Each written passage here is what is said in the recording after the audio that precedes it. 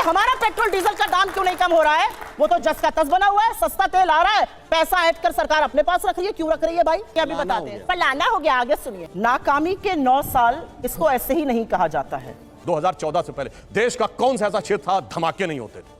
आतंकवादी हमले, चंडीगढ़ में धमाके, दिल्ली में धमाके, बंबई में धमाके, पुणे, नासिक, लखनऊ, फैजाबाद, गुवाहाटी, हैदराबाद, चेन्नई, बेंगलुरु, कौन सी ऐसी जगह थी चलती ट्रेन में धमाके? दिन फॉरेन मिनिस्टर आए, आर्मी चीफ आए, उनके पैर कांप रहे थे। उन्होंने कहा शाम तक अभिनंदन को वापस कर दो वरना हिंदुस्तान अटैक कर देगा। दोस्तों नमस्कार, आप सभी का स्वागत है और आप देख रहे हैं एस के डिबेट। दोस्तों मोदी सरकार 2014 में आई और अब तक मोदी सरकार है। तो दोस्तों मोदी सरकार आने के बाद देश में क्या क्या बदलाव हुए हैं, आज की डिबेट वीडियो इसी मुद्दे पर होने वाली है। बीजेपी की तरफ से सुधांशु त्रिवेदी जी हैं और सुप्रिया श्रीनेत कांग्रेस पार्टी की तरफ से हैं। दोस्तों वीडियो बहुत शानदार होने वाली है, आपसे अनुरोध है वीडियो को अंत तक जरूर देखें। वीडियो पसंद आए तो लाइक करें, शेयर करें, कमेंट करें और मेरे चैनल को सब्सक्राइब करें। चलो दोस्तों मेन डिबेट स्टार्ट करते हैं। चलिए शुरू करते हैं। 1200 का सिलेंडर है, 400 का मिलता था, 90 का सरसों का तेल था, 220 का है। आटे पर जीएसटी भी इस सरकार ने लगा दिया है। ये हाल किया इस सरकार ने। पकौड़ा तलने की हिदायत देते थे ना, गैस 1200 और तेल 220 का कर दिया। छोड़िए इसको। आज भी हमारा 86% ग्लोबल ट्रेड आज की तारीख में, आज का डेटा में डॉलर में होता है। इसलिए जरूरी है कि हिंदुस्तान की करेंसी डॉलर के मुकाबले मजबूत रहे। लेकिन बोलते बोलते क्या बोल रहे, सबसे ज्यादा तेल रशिया से आ रहा है, रशिया से सस्ता तेल आ रहा है। हमारे पेट्रोल डीजल के दाम क्यों नहीं कम हो रहे हैं, ये बताइए पहले। एक बार भी हमारा पेट्रोल डीजल का दाम क्यों नहीं कम हो रहा है? वो तो जस का तस बना हुआ है, सस्ता तेल आ रहा है, पैसा ऐड कर सरकार अपने पास रख रही है। क्यों रख रही है भाई? और अडानी पर आपने राजस्थान, केरल और फलाने जगहों पे सवाल उठाया। फलाना हो गया। अरे सुनिए, अभी बताते हैं। फलाना हो गया, आगे सुनिए। अरे सुनिए ना, फलाना मतलब छत्तीसगढ़ फलाना हो गया, राजस्थान फलाना हो नाटक गया। कंपनी में थे क्या पहले? थोड़ी आप कर रही है ना, फलाना हो गया। अब इनकी बात सुनिए आप, केरला और जो इन्होंने राजस्थान की बातें करी। आप एल1 बिडर बनने दीजिए ना अडानी को हर जगह जैसे। ईमानदारी से इन्होंने क्या किया?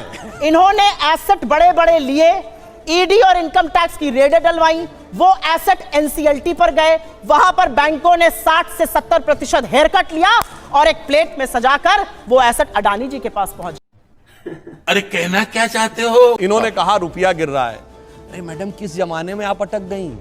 अरे अब रुपए में ट्रेड हो रहा है रूबल के साथ। बताइए आपके जमाने में कोई बड़ा देश रुपए में ट्रेड करता हो तो बताइए। रूस ही नहीं कर रहा है, जर्मनी से भी बात हो रही है, 34 देशों से वार्ता हो रही है और 7 देश रुपए में ट्रेड कर रहे हैं। हमारा सबसे बड़ा ऑयल एक्सपोर्ट इस समय रूस से आ रहा है, जो रुपए को रूबल में ट्रेड कर रहा है। ये डॉलर में ही अटके पड़े हैं। क्या बताएं, उस जमाने के पड़े हुए जब डॉलर ही सब कुछ हुआ करता था। अब एक और बात इन्होंने कहा, अडानी की बात। आपको पता है अडानी को सबसे बड़ा पावर पिछले 6-7 महीने में कहां मिला है? राजस्थान में। और सैकड़ों एकड़ जमीन दी गई है। क्यों दी गई है? अब आप बताइए, सबसे बड़ा माइंस का प्रोजेक्ट कहां मिला? और जानते कितने? 60,000 करोड़ रुपए का प्रोजेक्ट मिला है। सबसे बड़ा माइंस का प्रोजेक्ट कहां मिला है? छत्तीसगढ़। 11,000 करोड़ रुपए का माइंस भी दे दी गई है। अब सुनिए, महाविकास अघाड़ी की सरकार तो चली गई, कोई बात नहीं। पोर्ट का प्रोजेक्ट सबसे बड़ा कहां मिला है? केरल में। वो भी अडानी को दिया है। तो मैं पूछना चाहता हूं, अगर आपको लगता है कि सब कुछ गलत है, और अभी तो कोर्ट ने भी बोल दिया, सेबी ने भी बोल दिया कि क्या सही गलत था, और फिर भी आपको लगता है गलत है, तो अपने राज्य सरकार से कहिए हटाएं।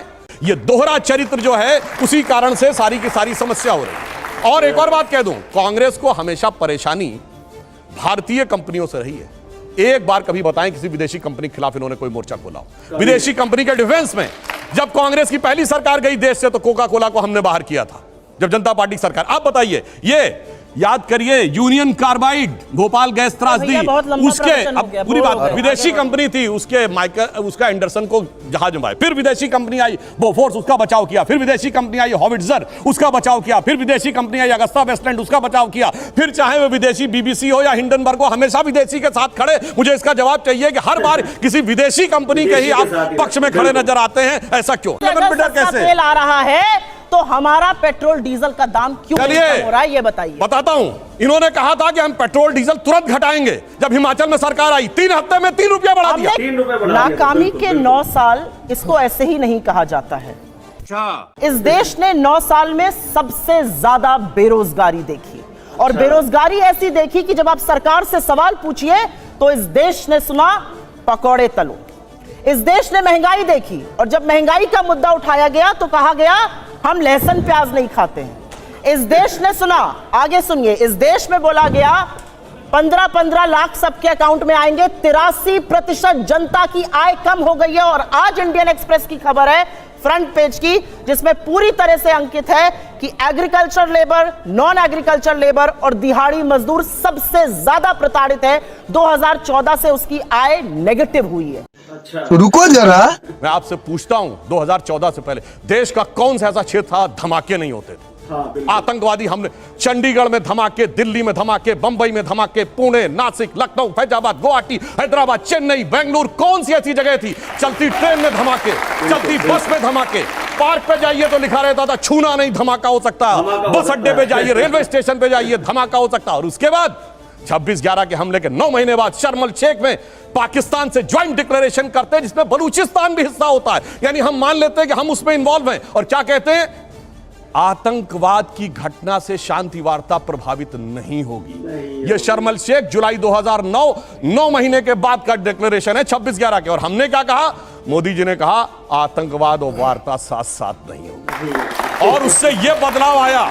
और हमने हासिल क्या किया? हमने हासिल वो किया जो सन 71 के समय में भी आपको सुनने में नहीं मिला होगा। ये पाकिस्तान की पार्लियामेंट में पाकिस्तान के सांसद ने कहा, पाकिस्तान के विदेश मंत्री और आर्मी चीफ का कोट करते हुए कि शाह महमूद कुरैशी साहब, देन फॉरेन मिनिस्टर, आए, आर्मी चीफ आए, उनके पैर कांप रहे थे। उन्होंने कहा शाम तक अभिनंदन को वापस कर दो वरना हिंदुस्तान अटैक कर देगा। ये पैर कांपते तो किसी ने भी नहीं सुने थे। यही नहीं, अभी और सुनिए। 50 करोड़ लोगों को जनधन खाता मिला।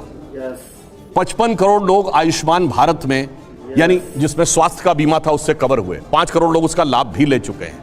हर गांव में बिजली पहुंची। जो इन्होंने सोचना था मगर कर नहीं पाए, जैसे जीएसटी, हमने वो इंप्लीमेंट करके दिखा दिया। प्रति व्यक्ति आय 86,000 रुपए थी, अब 1,82,000 रुपए हो गई, यानी डबल हो गई। 5वीं बड़ी अर्थव्यवस्था बन गए। मोबाइल मैन्युफैक्चरिंग में 2nd नंबर की दुनिया में देश बन गए। कार मैन्युफैक्चरिंग में भी 3रे नंबर के देश बन गए। सौर ऊर्जा में हम बहुत आगे निकल गए। श्री राम जन्मभूमि का उभरता हुआ मंदिर देखिए, महाकाल का कॉरिडोर देखिए, काशी विश्वनाथ का कॉरिडोर देखिए। क्या बात है सर। देखा दोस्तों, सुप्रिया श्रीनेत ने महंगाई को लेकर, बेरोजगारी को लेकर, अडानी को लेकर, डीजल पेट्रोल की कीमतों को लेकर मोदी सरकार को घेरा और मोदी सरकार पर हमला बोला। वहीं सुधांशु जी ने मोदी सरकार के कामों को गिनाया, मोदी सरकार की उपलब्धियों को गिनाया। तो दोस्तों, आपको क्या लगता है मोदी सरकार के आने के बाद देश में क्या क्या बदलाव हुए हैं? कमेंट सेक्शन में कमेंट करके बताएं। और अगर वीडियो पसंद आई हो तो लाइक करें, शेयर करें, कमेंट करें और मेरे चैनल को सब्सक्राइब करें। चलो दोस्तों, मिलते हैं अगली वीडियो में। जय हिंद, वंदे मातरम, जय श्री राम।